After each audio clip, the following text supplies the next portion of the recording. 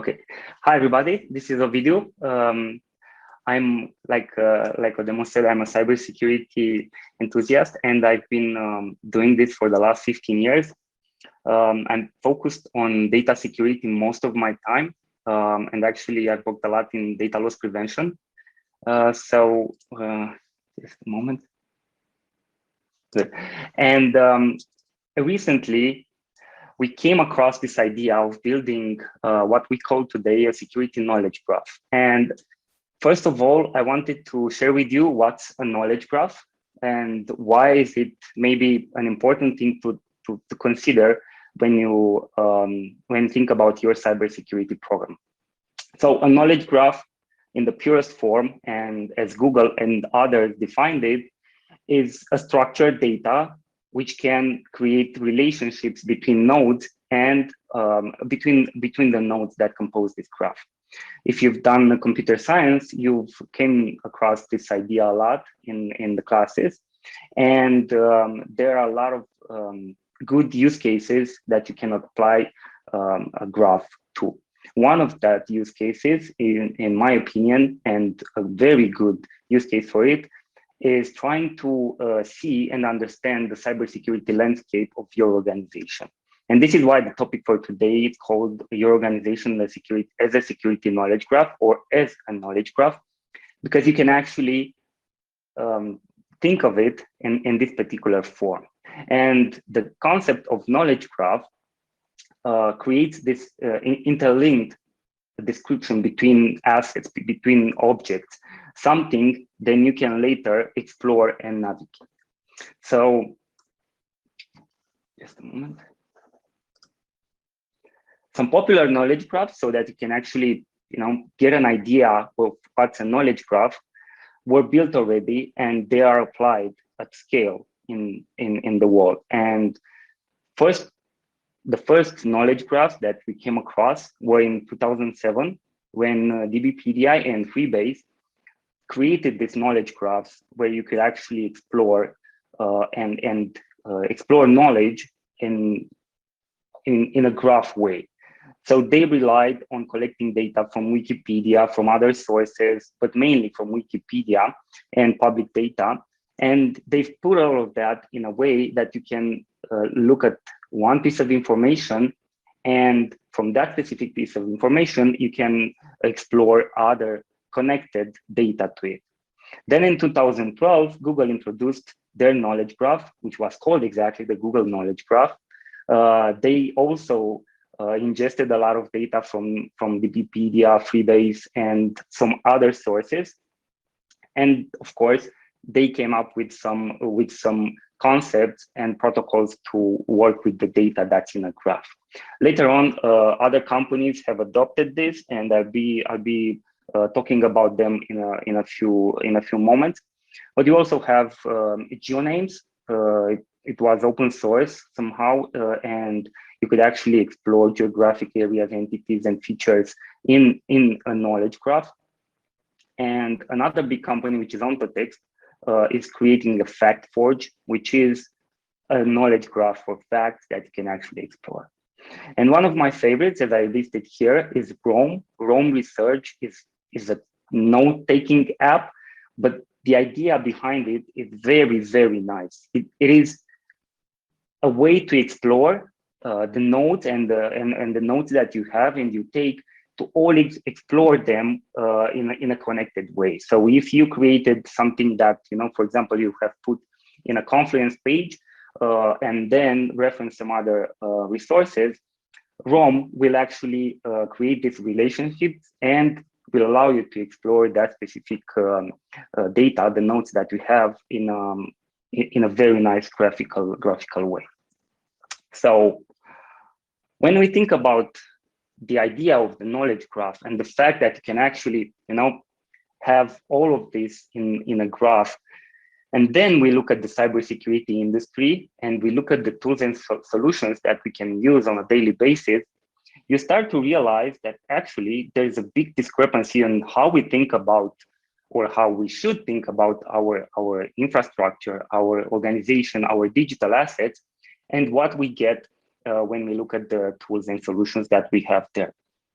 And the cloud itself and all these SaaS apps that we use today, think about Dropbox, think about Okta, think about, I don't know, even GitHub, and of course, AWS, Google Cloud, and Microsoft Azure, the big public cloud providers.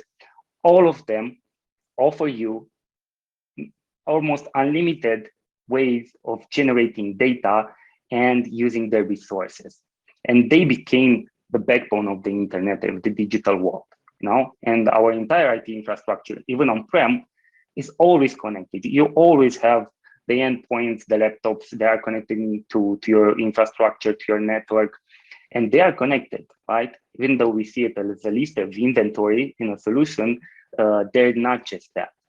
And still, with this in mind, when you look at all of this, most of the times data, security, posture, and all of that is, is analyzed separately, is always considered to be separate, which is not the case at all.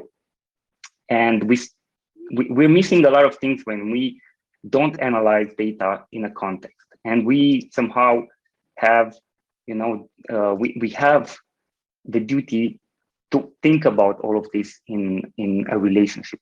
Who has access to those virtual machines? What identities were provisioned by, I don't know, maybe by Okta? What users or what systems have vulnerabilities? Are they misconfigured in terms of, are they publicly exposed or not? Do they allow access to my production environment? All of this can be easily deducted from a knowledge graph, while it's very, very hard to be deducted from a list of issues. And if you look at the big cloud providers today, for example, or other sources of data, you can actually see that this is still a problem. If you look at the instances in AWS, there are still a list of instances telling that if they're public or not, but they don't surface the fact that a specific VM can be connected to a data repository, meaning something that stores data for you. Okay, so we talked about why it's important and why we should think about graphs in cybersecurity. One of the reasons I came up with with this talk is that we all at least start to think about the graph and cybersecurity, because applying knowledge graph to cybersecurity will definitely improve everything that you do, because you actually get a more organized way of looking at data, and you actually get a map, a topology of all your digital assets. So imagine if you could import and create a mapping, not just of your laptops, but also of the people that have access to those laptops or endpoints. What type of vulnerabilities are in that specific endpoint? Are they allowed to access, production environment? All of this can be surfaced from a contextual view of all of these digital assets, And one of the things that can result of all of this is that if you create a model that you can later, use like an abstract layer, you could actually import data even from your like Workday. If you use Workday or Personio for onboarding people in your company, and you could use that as an HR tool. So why is a knowledge graph relevant to cybersecurity? It is hard to explain why would someone want to think about a knowledge graph when they apply that to cybersecurity, but I'm just presenting here a scenario which will somehow, make you think about it. If you have an Okta user identity, and that's an identity that's been provisioned by Okta, who has access, of course, they need to work. It's your employee and they need to work, and they have access to a laptop. And with the access to that laptop, they have configured a Git repository where they can push their work to, right? And they also have access to a production environment, which is probably storing sensitive data. And that specific endpoint can connect to that specific AWS production account and can generate maybe, I don't know, or maybe can change the configuration there. If somebody gets access to that specific laptop and it has outdated packages and it allowed that, then someone can get access to your AWS production account just because they had, access to a system, and that allowed not just lateral movement, but actually moving from on-prem to cloud. And that's something you totally miss in a list-based solution. So a graph from my point of view will definitely make that very, very obvious for you and will allow you to see the context and think about the context of that specific issue. For example, here, I just wanted to show you something which is actually the base of a graph system, and the fact that everything is connected. So we have here in the center a virtual machine that can be accessed from the internet, because that's the way the security groups are configured, and that's the way the ports are opened. But also, this specific virtual machine can also connect to S3 buckets, and they can expose sensitive data. So this is a virtual machine exposed on the internet, either to port 22 or to port 80, and it's allowing access to an S3 bucket that may contain credit card numbers, if you think about it. And also, if you can ingest data from Tenable or from, I don't know, Rapid7, data that can tell you, hey, this virtual machine is also using outdated packages, then you can have a better and richer understanding of your cloud infrastructure, because you know that in the context of this specific issue, that this machine is exposed to the internet and connecting to an S3 bucket and a production environment, database in production environment, there's also this problem that it has outdated packages or exploitable packages. And this is something you definitely miss a lot if you cannot think about your cloud security in a connected way. And that's one thing just for the cloud.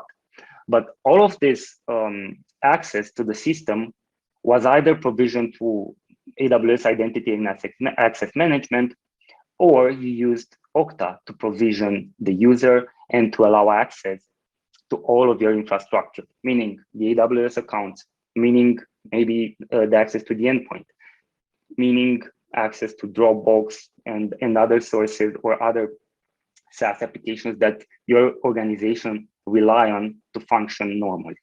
So all of that can be factored in a security knowledge graph, and when you do that, it can surface all of these issues of misconfigurations, vulnerabilities. Analyzing data in context is easy in that case. What does a security knowledge graph bring to cybersecurity, like the big picture? First of all, there's this saying in cybersecurity, I'm pretty sure a lot of you have heard it, that attackers and bad actors always think in graphs, while we, trying to protect our infrastructure and our organization, we think in lists, and we think, okay, we have this specific VM, let's see how an attacker will not be able to exploit it. It doesn't work like that for them, no? They try to find the weakest link, either if it's a human error or if it's a misconfigured environment. And from that point on, they try and they start to go in different places, trying to get access to the data and maybe exfiltrate all of that data. When you start thinking in graphs, and when you start thinking that your organization is a connected one, you actually start to understand that if somebody gets access to that specific piece of IT or to that specific IT asset, it might pose a problem for your entire organization, not just for the fact that, okay, they can take data from there, but maybe they can get back to data even on-prem in some cases.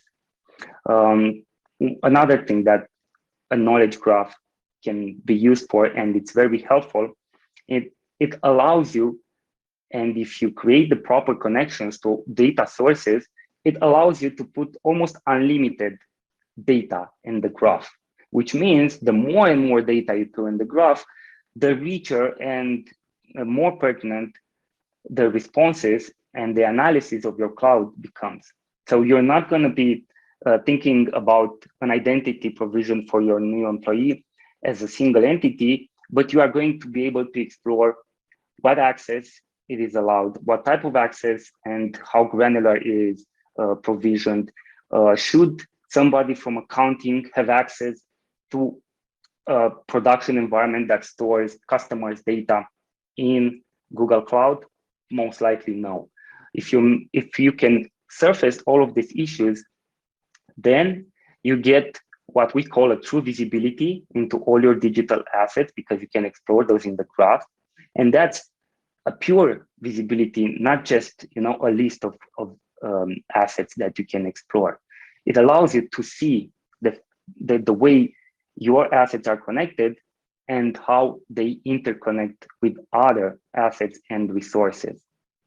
And of course, like I said earlier, this contextual analysis of digital assets can also surface vulnerabilities and misconfigurations easily. So think about the use case with Tenable, or even if you use Snyk or Vera code to scan for vulnerabilities in code, you could actually import the GitHub repository, and the results of the scanning results, the results of the scan from Vera code could be actually factored in the graph that you have. You can also automatically classify data. So you can create some classes and you put everything there, which allows you at the later stage to, easily interact with that data based on those classes. And one of the things that we've seen, it helps a lot when you think about all your cybersecurity program in a graph way as compared to analyzing thousands, maybe hundreds of thousands of logs and data. It improves the job of security operating center person or a security analyst, just because it allows them to, to speed up coming up with facts about that specific issue. And this is a big thing because you spend a lot of time. And if you ask me today, it's already unmanageable. All of the data that comes out of the security system, cybersecurity tools, all of the logs and alert fatigue that you get out of these tools, it's not humanly possible to to just digest and come up with a good analysis based on data that's stored in list or in time-based systems. While if you can do that in a graph system, it totally changes the thinking about where that problem is. So imagine for yourself or for your organization, what could actually this mean? So imagine that you have some cloud accounts in Azure and Google. And if you look at some security tools, or if you rely on the solutions that the public cloud providers are offering you, you're going to end up having, an overview of a list of maybe a few hundred or thousand assets.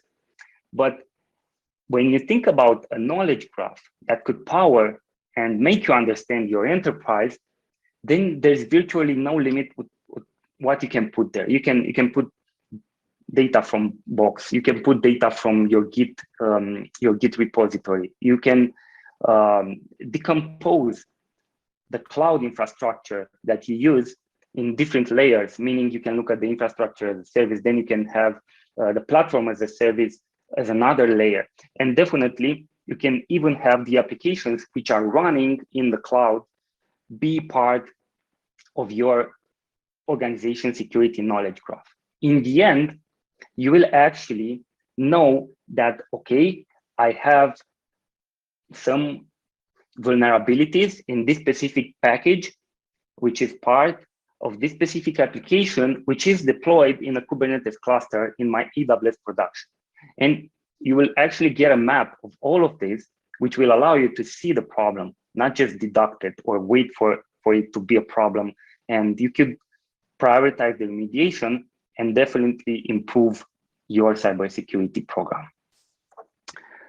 And of course, all of this should rely on some technology, and the available solutions that are today out there are either open source and require your effort to be able to implement it, or you could actually leverage some of the technology because there are technologies which can be leveraged as managed services. One of the most popular solutions that it's used like a graph systems. So first of all, you will need the graph database or graph system to store all of these nodes and the relationship between them. One solution is to use Apache Tinkerpop.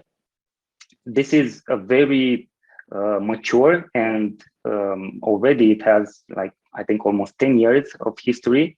It's a solution that works pretty well, and you will have to manage all of it. And it relies on the graph traversal language that will allow you to, traverse the graph in the purest form that you can think of an organization. One thing that we also looked at is the Neo4j graph database. It comes with a community edition, and you can actually use it and play with it as a community edition. But you can also get, a premium license that gives you more things that you can use. Also, recently, AWS offered a service which is called Amazon Web Services Neptune. It's a fast, reliable, and managed. That's a very important thing. It's a fully managed graph database system offered by AWS as a service. So you can scale it up and down as you need it, and you can actually use it for your needs. You can actually put data inside that knowledge graph that you create there based on the technology. And there are some products, and I really like a few public or open source products. One is Cartography. It's a Python-based tool, that you can run against your cloud infrastructure, and it tries to map the assets and create relationships between them in a visual form. It's powered by Neo4j, and you can actually go to GitHub and look at it. It's maintained by Lyft, the mobility company. They created this cartography because they use this sort of technology in their organization for mapping, for creating routes in their solution. You have OpenCSPM, which is a good solution. And also, if you want to look at, there are recently, this is pretty new. The knowledge graph and the security knowledge graph concepts are pretty new in the cybersecurity industry. They are not new in the IT world, but we can see recently more and more applications in the cybersecurity world. Cycle provides one of the security knowledge graphs that you can use to, get a view into all your digital organization, because it connects to cloud providers, it connects to SaaS providers, it connects to identity providers, and a lot of other things. So that's about it. May the security knowledge graph protect you. That's something I like to tell, because you can actually do better with your cybersecurity program if you start thinking in the graphs. Thank you.